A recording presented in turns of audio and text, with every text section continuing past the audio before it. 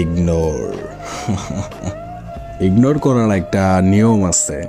সাধারণত যার প্রতি আপনি দুর্বল, সে আপনাকে যত বেশি ইগনোর করে তাকে আপনি তত বেশি গুরুত্ব দিতে থাকেন।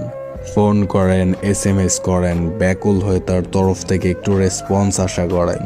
কিন্তু মানুষ ততদিনে বুঝে যায় এই মানুষটাকে ইগনোর করলে বারবার আমার কাছেই ফিরে আসে, এর আর যাওয়ার কোনো জায়গা নাই। তাই সে ইচ্ছা করে আপনাকে রেসপন্স দেয় না, SMS দিতে দেরি করে, কথা বলায় অনীহা দেখায়, ব্যস্ততা। আপনি যখন তার সাথে একটু মন খুলে কথা বলতে চান, ফোন করতে চান, তখন সে নানান অজুহাত দেখায়, মা পাশে, হ্যান ত্যান, এই সেই এভরিথিং। মিথ্যা কথা বলে যখন তখন অফলাইন চলে যায়, বাট সে কিন্তু অনলাইন থাকে।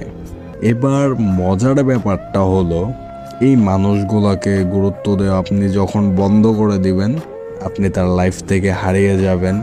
আর কখনো খোঁজ নেবেন না, ফোন দিবেন না, SMS করবেন না, এভরিথিং টোটাল অফ।